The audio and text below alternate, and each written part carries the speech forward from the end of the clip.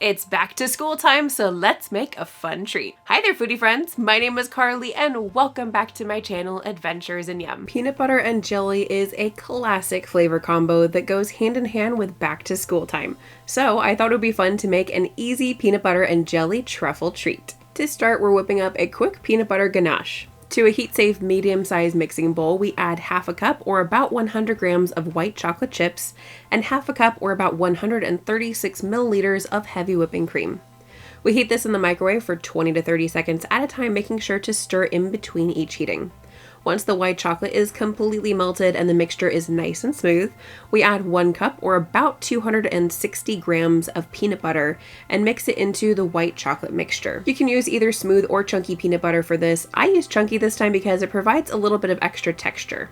We add a little pinch of salt, mix that in, and finally cover this with plastic wrap, making sure to press the plastic wrap along the top surface of the ganache. We let this cool in the fridge until it completely sets for at least 2 hours or even overnight. Next, using a medium-sized cookie scoop, we scoop the ganache into balls and place them on parchment paper.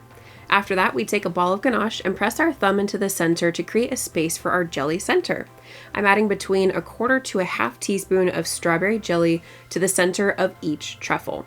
Here I'm using store-bought jelly to make it easy, but of course you can use homemade if you prefer. We then carefully wrap the jelly with the sides of the ganache, making sure that it gets completely covered. We then roll the truffle to make it a little bit smoother on the outside. I personally like to use gloves during this process, but you don't have to as long as your hands are completely clean.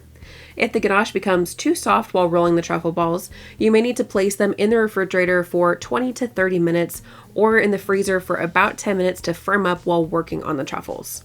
Once all of the truffles are complete, we place them in the fridge for at least 30 minutes to help them set again before our final step. Before we finish these fun treats, if you're getting value out of this video, then please make sure to hit that like button, click subscribe, and ring that bell to be notified about my latest video. For our final step, we're coating the truffles. One coating option is to roll them in the freeze-dried strawberry powder. While this is a quick and easy option, it's not my favorite. My preferred way to coat these is with some Ghirardelli white vanilla melting wafers that are mixed with strawberry powder.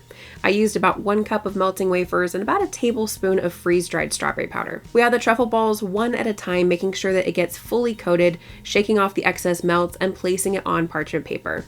Once all of those are done, we let the melting wafers completely harden. When I checked the bottoms of these truffles, I realized that the peanut butter had been really sticky and stuck to the fork when I was removing them from the melts.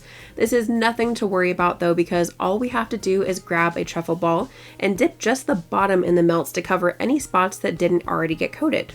Make sure to shake off the excess and set them on the parchment paper again. We can either leave them as is or add one more detail to make them look even better. We simply take some plain vanilla melting wafers in a piping bag and do a quick drizzle over the top of the truffles. I love doing drizzles because this is such an easy step that makes the final product look so good. Once they're complete, your peanut butter and jelly truffles are ready to enjoy. The deliciously smooth, creamy peanut butter combined with the crunchy nut pieces and the little pop of jelly inside is seriously so good.